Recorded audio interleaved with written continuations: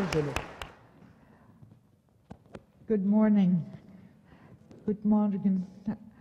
I would like to thank the organizers of this conference for their gracious invitation, and I am very honored to be here and have the opportunity to speak to you this morning.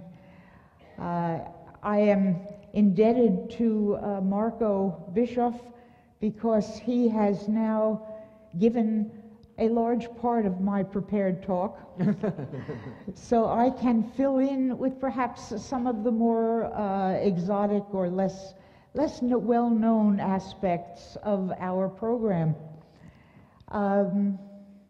Let me begin by saying, once upon a time, in a land far away, a young undergraduate student approached the Dean of Engineering at Princeton University and asked him if he would supervise a project that she was considering as her independent research.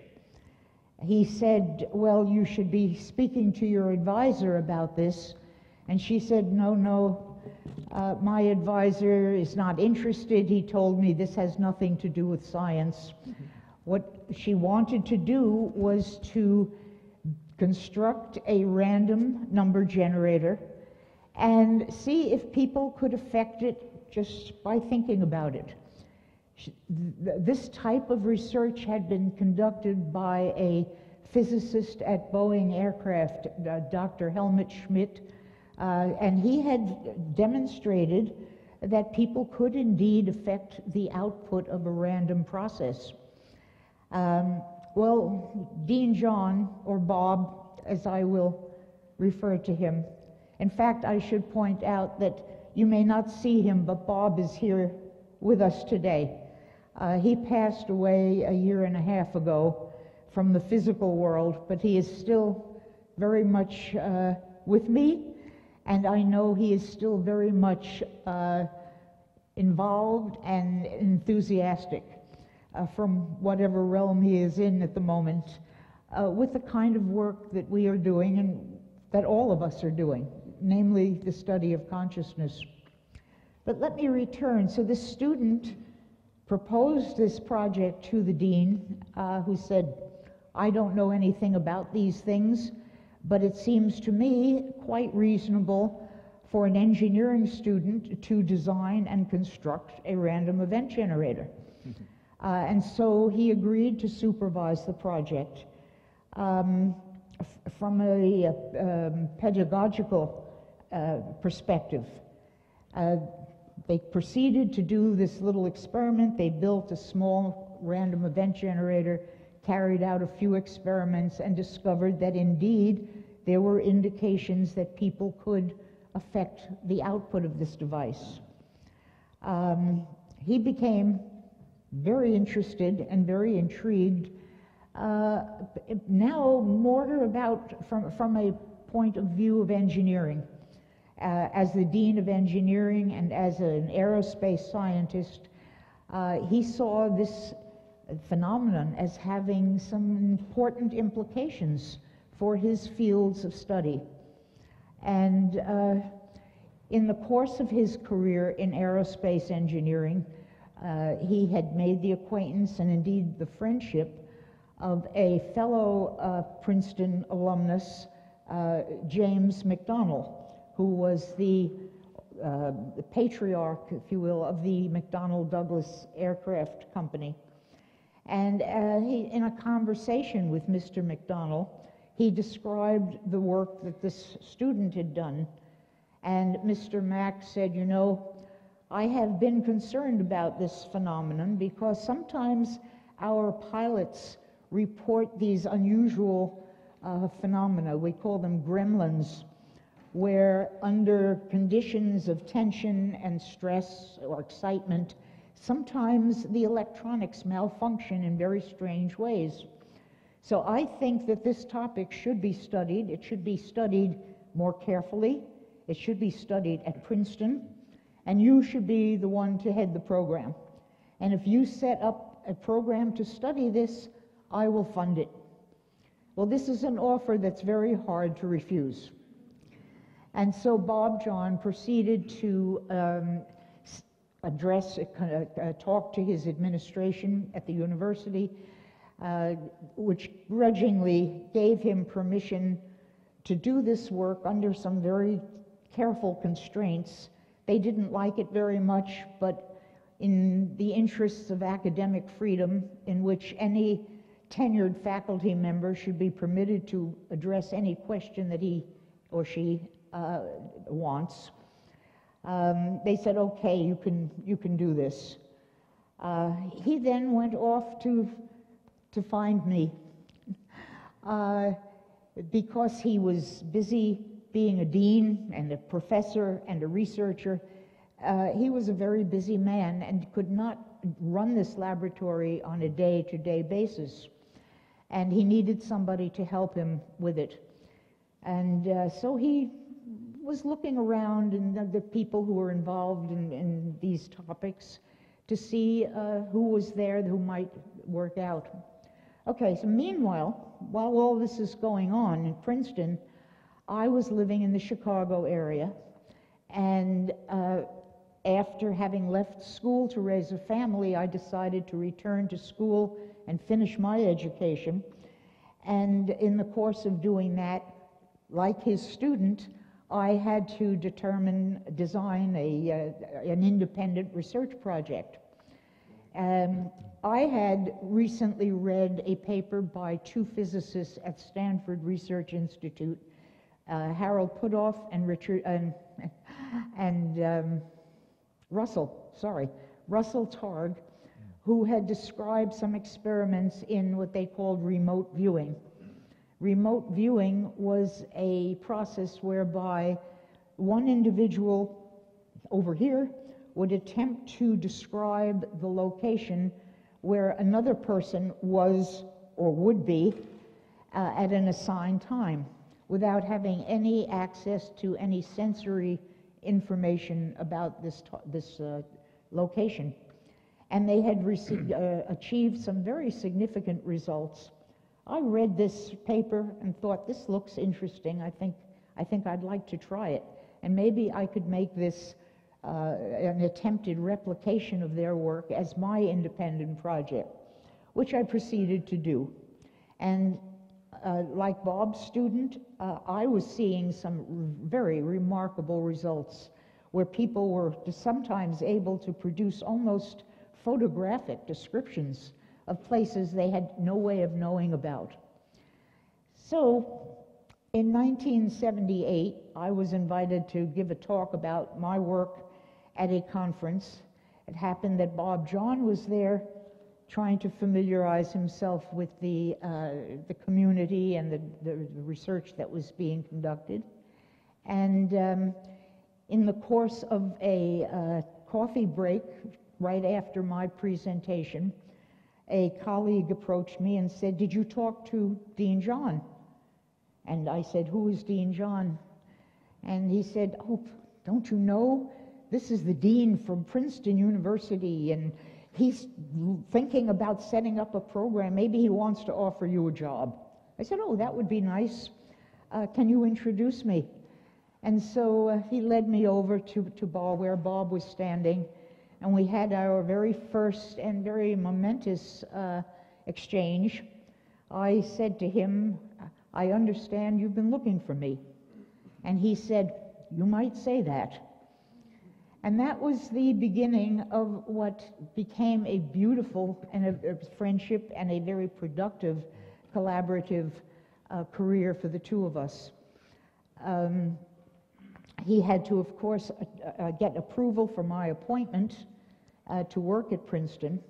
The administration that was willing somewhat to allow him to do the work was not particularly enthusiastic about having a psychologist being a manager of an engineering laboratory.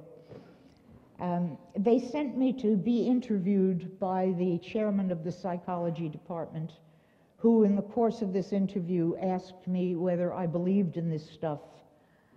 I said, well, I don't know if I believe in it, but I think there's enough evidence to indicate that this should be studied more carefully. He then wrote a report back to the committee and said this woman should not be permitted to study this topic because she believes in it. Eventually, after much back and forth, they finally agreed that they would allow me to have an appointment under the condition that we hired a real psychologist to come and work with us and make sure that I stayed honest. And that's how we found Roger. A real one. So you will be here, after I speak, you will be hearing from a real psychologist and a very dear colleague. Anyhow, that was how the laboratory got started. It was officially set up in the basement of the engineering school in a little area outside the machine shop. It was just a store. It had been used for storage. I don't think anyone knew it was there. We arranged to have it expanded a bit. We had it decorated. We installed carpeting. We installed nice furniture, paneling on the walls. It became a very lovely and very comfortable, almost living room-like environment. The sofa had lots of stuffed animals. We had pictures on the walls, and we tried to make this a warm and friendly place to be. I emphasize that because as important as the rigor of the protocols and the analytical techniques, in this business we felt it was also very important that people should be comfortable and be enjoying themselves. So this was part of the program, and an important part. We had to submit our protocols for review by the Human Subjects Committee. They reviewed the protocols and they said, well, we can't find anything wrong with the procedures for the experiments, but it is essential that you take pains to make sure that your subjects do not suffer from delusions of metaphysical capabilities. Okay? So when we had our participants come to the lab to engage in the experiments, and I should mention all of the people who did our experiments were ordinary people. They were volunteers, they weren't paid, none of them claimed to have any rare, exceptional psychic abilities. In a sense, they were our co-experimenters, they were our colleagues. But sometimes they would come and they'd be a little bit nervous, okay? Imagine you're in the engineering school of engineering and applied science at Princeton, and you go down a flight of stairs, and then you turn to the right down a corridor leading to the machine shop, all stark white, and then there's a door, and you open the door, and suddenly you find yourself in a fairyland, and a room with, well, you saw a picture of it. It was a wonderful place. There was this big couch with the stuffed animals. On the other wall, there was this great big pinball machine that was a marvelous piece of kinetic sculpture as well as an experimental device. And people would come in and they'd be a little bit, where am I? What is this all about? And I'd invite them to sit down and explain the program. And I'd say, now, I have to inform you that no matter what happens in the course of these experiments, you must not leave here thinking you're God, unless, of course, you thought you were God when you arrived, in which case we don't want to disabuse you of that. Well, this made people laugh. I mean, who wouldn't? And this was wonderful, because when they laughed, we had just shared a joke. It put them at ease. We were able to proceed, and I think this wonderful warning or caution actually served a very positive purpose in the long run. I don't believe that any of them thought they were God when they left, unless they thought they were when they arrived. But they did have a good time, and this was an important part of the program. Now, the program itself, as Marco pointed out, really had three components. One of them was the design of analytical techniques and strategies to evaluate the information that was achieved in the remote viewing experiments. So instead of just having somebody look at the descriptions of the locations and say, gee, that looks like a pretty good match, instead they'd be given a list of questions. Well, is the scene indoors or outdoors? Is it colorful or drab? Is it noisy or quiet? And there would be 30 of these descriptors that people would apply to the description and to the actual target. And then we had algorithms that were able to calculate the probability of the information that was acquired being due to chance or being information that was beyond just guessing. The second part and the larger part of the program was this series of experiments in what we called human-machine interactions, whereby various types of random physical devices were used as tools, everywhere from a microscopic random event generator based on electronic noise, the tunneling of electrons in a thing. Right. Well, electron tunneling, I'm sorry. Or this great big macroscopic mechanical cascade that sat on the wall of one room. We had a fountain where the pulsation of the water, that was our random variable. We had a pendulum where the damping rate was the random process. But all of these were, it's important, these were all designed by our colleague John Bradish, and they were all beautiful. It was art, and they were delightful to interact with. And so people would come. Our intention was to try to get them to come back more frequently, because we felt that since we were not studying the people but the machines, we wanted each person to generate as large a database as they could. And I can just very briefly summarize some of the results. Obviously, if you want me to continue talking for 2 days, I can give you as much detail as you want. But given the limited time, let me just go down some of the findings.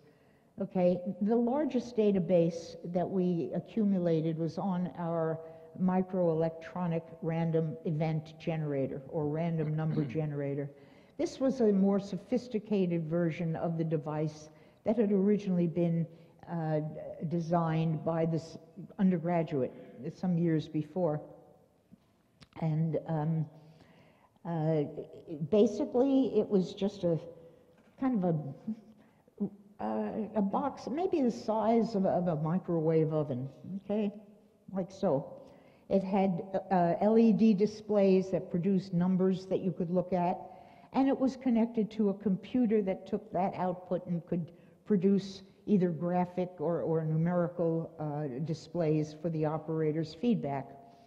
The operator would generate trials of 100 bits each, 200 bits each, where you had 200 digits, ones and zeros, that were random, and by chance you'd expect to see 100 of each, right? You'd expect a mean of 100 heads and 100 tails. Now, of course, if you flip 200 coins, you're not always going to get 100 heads. You might get 105 heads. You might get 92 heads. But if you do it often enough, you will end up with a mean of this distribution function that will be at about 100. And indeed, this is what we had in calibration mode. Okay, so people would come here, they would sit there, they would attempt to get more high numbers or more low numbers. And it might display on the screen as a graph similar to the one that Marco put up. And just in summary, we did many tens of millions of these trials by a couple of hundred people who participated. And what resulted was the a very small effect that was consistent and repeated over and over and over again, so that statistically speaking, the mean of that distribution function had shifted in the same direction that people were intending. We looked at the whether people were assigned, told the order of the intentions, now go high, now go low, now do a baseline. That is, don't do anything, just let it run under the same conditions. That didn't seem to make much difference. We looked at whether if people generated each trial with a single button push or whether they generated 1,000 trials with one button push. That didn't seem to make much difference. We moved the operator away from the machine into the next room, into the next city. In some cases, in global distances away from where the machine was, thousands of miles. Didn't make any difference, no matter how far the person was from the machine. We had the person in generating their intention at times other than the time the machine was running. Okay, we're going to run the machine tomorrow at 2 o'clock. Maybe you want to send your intention out today, or maybe you're too busy and you don't do it until, next Thursday. It didn't matter either. This is very puzzling and really very difficult to understand or to explain from any known scientific model. We also discovered that people tended to do best on their first attempt, the beginner's luck phenomenon. The biggest effects were in the first trials or the first series. People came in, they had no idea what to expect. They did the thing, they got a result, and they went, oh, this is easy. I'll do it again. Well, the next time they tried it and they thought they knew what they were doing, it didn't work. So now they're back into this state of uncertainty, okay, that they were at when they first came in, and the effect recovered. And it turned out that if we had them each, come back for at least 5 different series, the results did recover, not as strong as the first effort, but gradually, and they accumulated to overall significant results. We also found differences between male and female operators. Male operators tended to get results that were pretty well correlated with what they intended. However, the effects were very tiny. Female operators got much larger effects, but they didn't show a very consistent correlation with their intentions. This led us to do a series of experiments we called co-operator experiments, where we had 2 people working together to with a shared intention. Okay, what we found there was unexpected. If the 2 people were the same sex, 2 men or 2 women, the results were pretty much what you'd expect by chance, even if those individuals had been able to achieve good results individually. If they were of opposite sex, the results they achieved was about twice as large as we saw for individual operators. Most interestingly, though, was if the opposite sex pairs happened to be a loving couple, their results were about 7.5 times larger than what we would expect. This was a totally unexpected phenomenon, but it was consistent with something that we kept hearing from our participants over and over again, namely, intention is only part of the process. You have to have an intention, but it needs more than that. You have to have a sense of connection, a sense of resonance with the device or the process that was going on.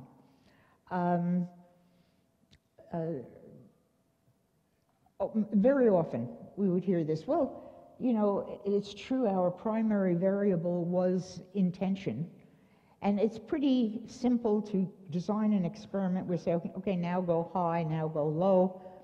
But you can't say, now love the machine, now don't love the machine. I mean, that's a very different, a much more difficult assignment. But what we could do was we could design these small, I think you had a picture, these portable random event generators that one could attach to a small palm-top computer and take into the field, into environments where there might be a natural feeling of resonance. I'm sure most of you have had that experience. You go to a theater, you go to a concert, you might be at a religious service or meditation group where everybody is kind of on the same wavelength. And we would take these devices to these different locations, and we would also take them to more pedestrian situations, you know, a business meeting, a classroom lecture.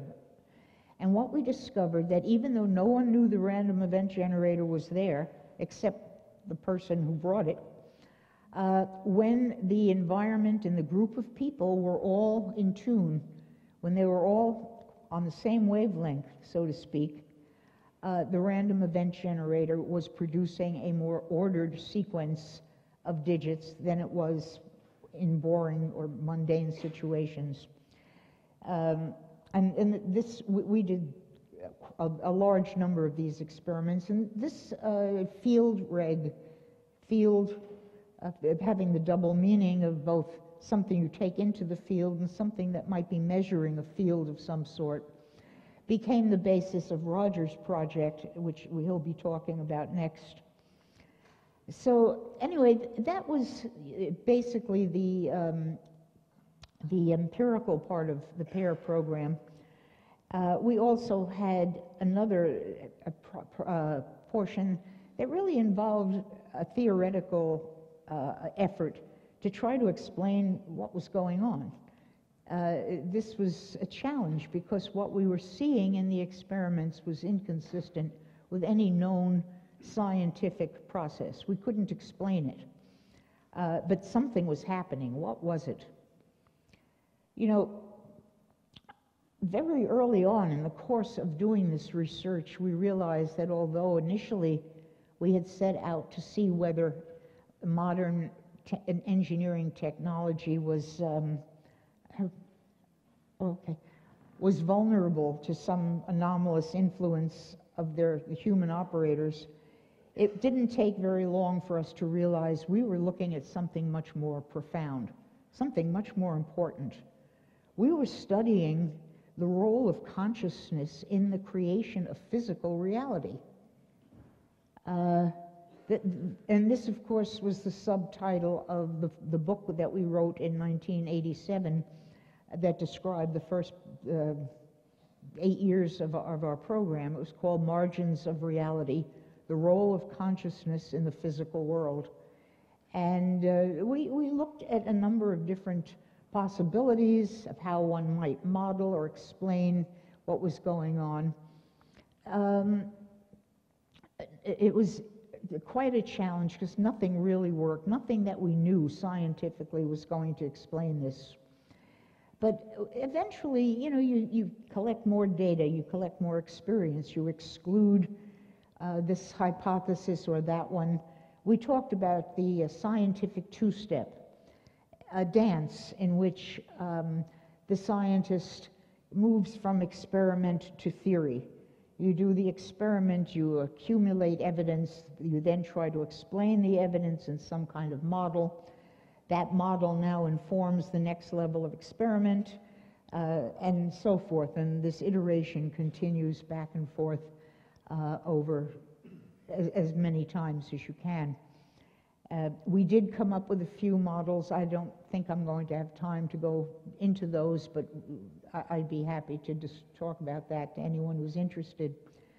There is one other thing I might tell you, though, because our program was, while it involved rigorous science and very careful protocols, you have to understand that when you're dealing in a hostile environment, which we were, you had to be very careful. I forget, I think it may have been Friedrich Nietzsche who once observed that one should love one's enemies because they bring out the best in you. And so when you know that people are waiting for you to make a mistake, you're very careful not to. So this work was very good. It was rigorous. Bob and I, and I'm sure Roger and the other members of our staff, would all put our confidence, endorse the rigor and the honesty of these experiments. What was coming out of them was something that was very puzzling.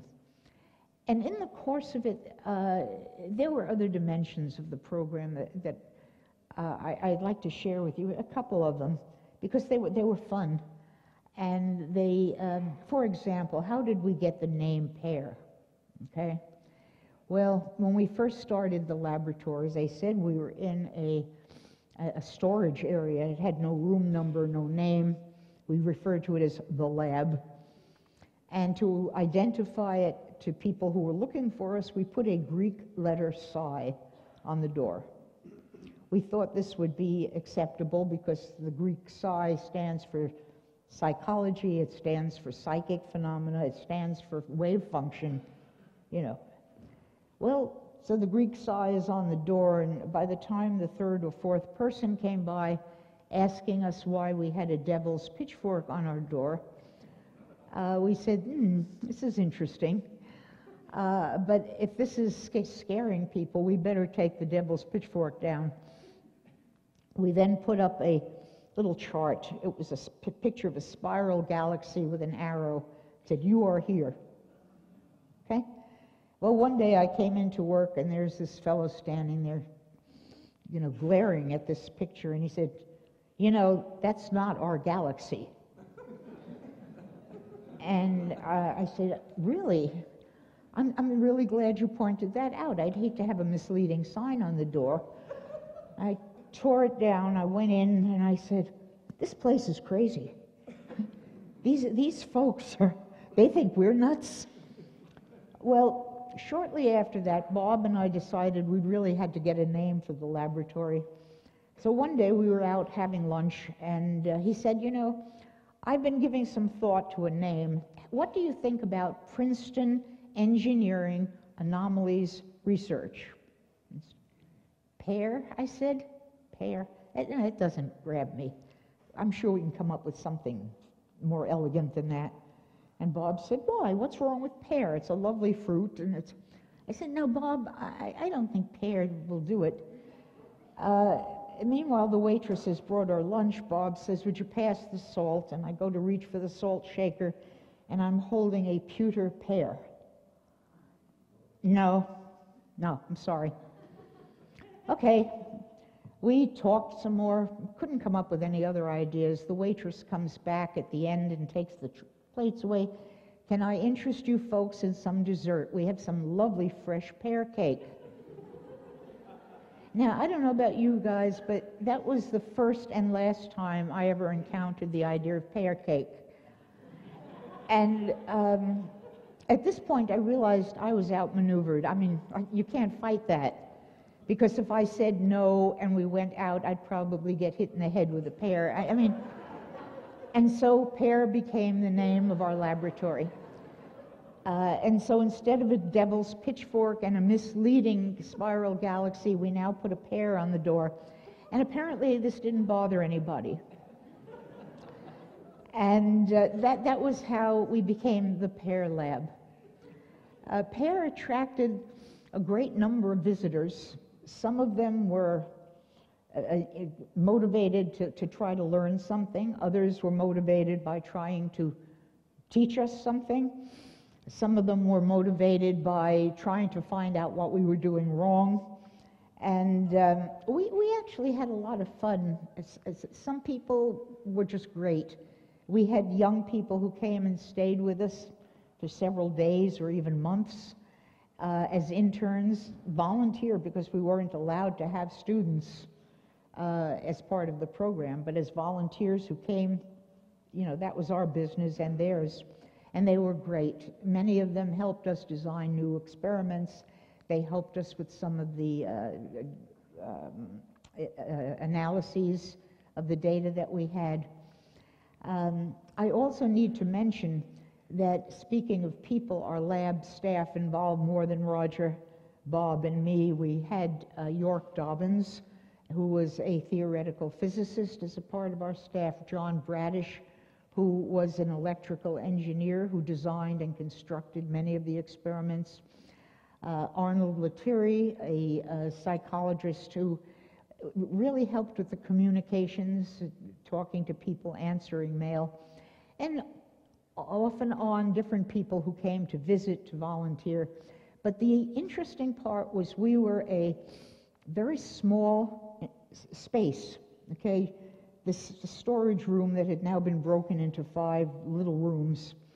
And we had a number of people who all came from very different disciplines.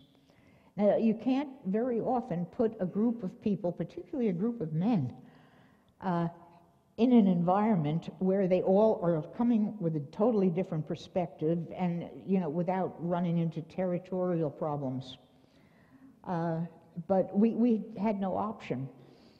At one point, the university switched to a different phone system, and they had these phones that they wanted to install, where if you pick it up, would say, if you want to speak to Brenda Dunne, press 1. If you want to speak to Roger Nelson, press 2. Da, da, da, da, da.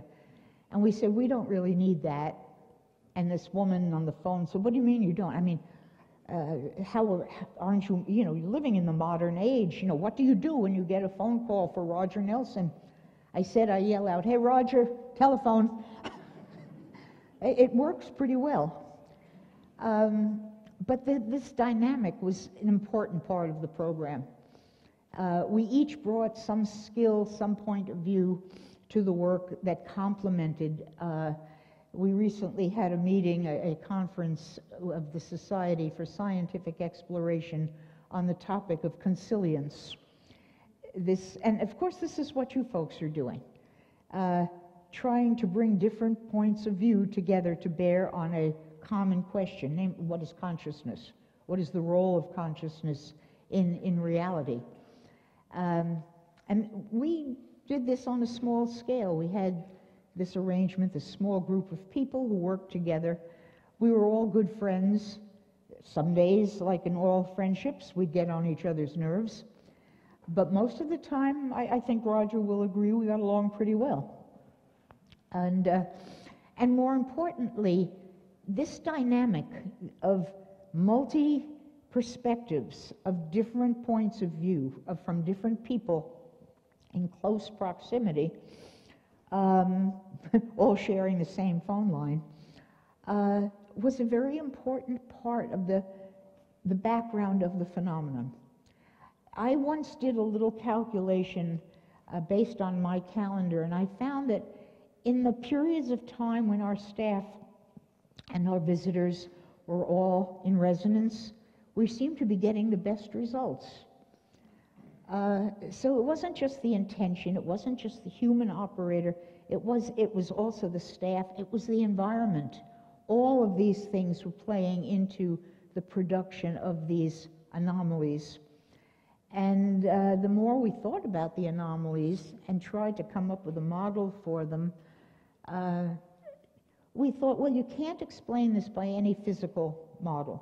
There's no physical theory that can explain the lack of attenuation over distance and time. Can't do that. There's no psychological model that can address this in any productive way. But there is one area that is intriguing. I'm not putting it forward as an answer, just as a question. But somewhere in nature, one does see a process whereby a very tiny effect that's almost unobservable in and of itself, but can compound over many millions of efforts to create a distribution that has shifted ever so slightly. A phenomenon whereby the relationship between the genders of the participants might have some influence. Evolution, perhaps? Perhaps we're looking at a system that's more of a biological process than a cognitive one. In fact, we wrote a paper called "Is Consciousness the Life Force?" And indeed, we published a book with the title of "Being and Biology: Is Consciousness the Life Force?" And again, there's somebody watching my time because I'm not looking. But let me leave off for a moment. How much? 5 minutes? Oh, okay. I was going to shift a little bit to talking about ICRL, which was an outgrowth, along with the Global Consciousness Project, of the PEAR program. In the mid-1990s, we realized that sooner or later we were going to have to close the program down for one reason or another. The reason was never because the university shut us down. There were people who claimed that that was it. That was not. If the university could have closed us down, they would have done so in the first 2 years. We were getting bored.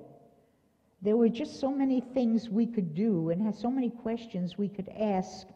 We couldn't talk about the participants, for example.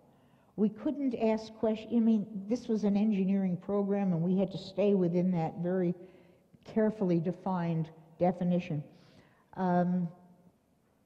But we had been interacting with colleagues in different parts of the world, including Fritz Popp here in Germany. We had a colleague in England, Paul Devereaux. We had a colleague in Russia. We had a number of people that we got together with every year or so just to talk about, to share our work and see where there might be some commonalities among them. And we came to call this little group the International Consciousness Research Laboratories. When it became clear in 2005 or so that it was time to close the PEAR Lab, Bob was about to move on to retirement from his professorship. We would have to have a full-time professor from the department to oversee the program. There was nobody who would do that. And so we thought about, what do we do next?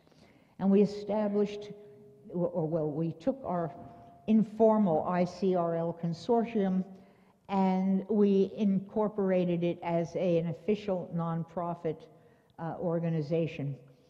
We built a community that we came to call the Pear Tree, which really covered probably 60 or 70 people from different parts of the world who had been involved or interested in our work. We have a couple of friends from the Pear Tree here today joining us.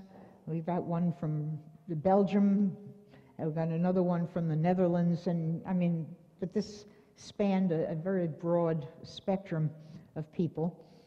And when we closed the PEAR laboratory, we then shifted to functioning from ICRL, which gave us a little bit more freedom to ask questions and to talk about these topics with other people. I should also mention that PEAR had a great deal of difficulty publishing its work. This is true of almost any scientific endeavor that challenges the established mainstream. The idea of peer review is it's a nice term in principle, but it doesn't work in practice. We could not get our papers published. We could not present our work at professional society meetings. And so we became involved in creating a organization we called the Society for Scientific Exploration, or SSE. SSE just recently celebrated, I guess it was its 38th or something annual meeting, and they meet in different parts of the US every year and alternate years in Europe. And it's a forum for people who have an interest in topics that are outside of the mainstream to get together, to share their research, to talk about it, to ask questions, and to learn. Roger used to have a little card with an expression I always loved. It said, "Enjoy yourself or try to learn something. You will annoy someone." Well, we were very good at annoying people, but we also enjoyed ourselves, and I think we learned a lot. And the SSE in this interdisciplinary forum provided an opportunity where you could go and hear someone talk about some other kind of anomaly that maybe pushed your boundaries. UFO abductions, I don't know. The Loch Ness Monster? Well, maybe. And then as you're listening to people talking about, these other topics, reincarnation, alternative healing, you find yourself thinking, I'm listening to this with some skepticism. That's how people are listening to me. And I can remember one year a colleague from SSE who was very much into UFOs got up and he gave a talk and he said, this stuff, his UFOs, this is real. I mean, we have evidence, there's no question. This ESP business, I don't know about that. And I thought, that's interesting. That's sort of how I feel about your work. But we were communicating. And eventually you start finding these similarities, these connections that may inform each other. Because it's like the old story, of the blind men with the elephant. You've probably heard this, where these blind men approach this elephant and they're each trying to describe it. And one of them grabs the leg and said, "Oh, it's sort of like a tree trunk." And the other one grabs the tail and says, "No, it's like a rope," and so forth. Well, you can't describe the elephant by its parts. You have to find a way to integrate those parts and those different perspectives to get a better picture of what it is you're studying. And when your topic is consciousness, you have to remember that any field of study is an act of consciousness. Consciousness is what divides psychology from physics, the humanities from biology. There's no separation in the real world. It's just a cognitive distinction that's made, that's created. And once we make these distinctions, we sort of can narrow our focus, but then we forget that it's just one leg of the elephant. There's a lot more that goes with it. And I have been a big fan of interdisciplinary approaches to topics, especially the topic of consciousness. One might be able to understand a bit about consciousness by looking at the pieces that make it up, but you're never going to understand it from within that one piece, because it's only a part of it. And everything that we do in science, well, in fact, in anything, any activity that humans involve themselves in involves consciousness, okay? Just like the scientific two-step, human experience has a two-step. We have a direct experience, and then we have a description of that experience, okay? Science is a description of that experience, of subjective experiences. It's a way we can say, hey, I was out in the field the other day and I saw this magnificent sunset and I was really moved by but I can't share that with somebody else until I'm able to put it into words, which are never adequate, but it's an attempt. And it's this translation into words that is what consciousness does. And this is what we have to recognize. All of these distinctions, even things like time and space, are constructions of consciousness, which, as Albert Einstein once pointed out, keeps everything from happening all at once. And when everything happens all at once and you get away from all your distinctions, you're back there in what you might call the quantum field or the Akashic record or whatever. All that exists now is potential.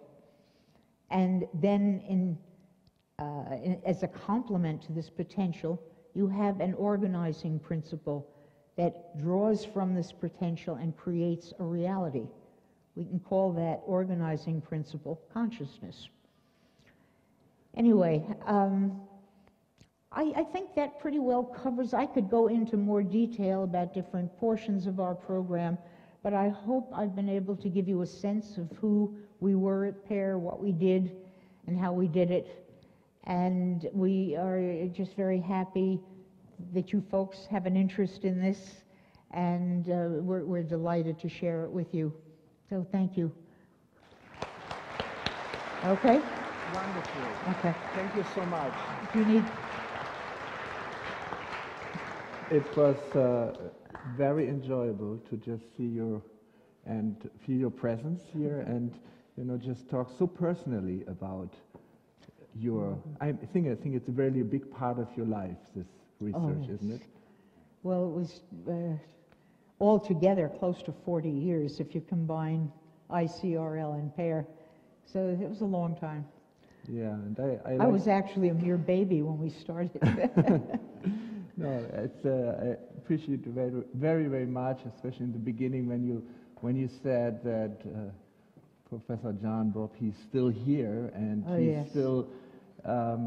I remember when we heard about his passing away. I think it was very shortly before 2017, our conference here, and we were thinking about him, and so. Yeah, he started, or you together started something amazing. I like how you present it just as a phenomenon. You don't immediately give an explanation. I think that's don't have an explanation. Yes, I mean, one is always tempted to have a theory about it, and I think most of the people here. They could very much relate to what you were talking about when you talked about the relationship to the machine. Mm-hmm. Because most of these people work with machines which have 3 random generators built in. Uh-huh. And isn't it, I think when Brenda talked about relationship to the machine, many of you thought she's talking about time waiver. When I read in one of your books, you were describing what's the best relationship to the machine you can have to have a good result, isn't it? And love. Love. I love my machine. You can't say love in the scientific world, but you can say resonance. Resonance. Much better. Yeah. Well, it also keeps people from attacking you. Resonance is a very acceptable scientific term. And when you think about what it means love. It does. It means being on the same wavelength, right?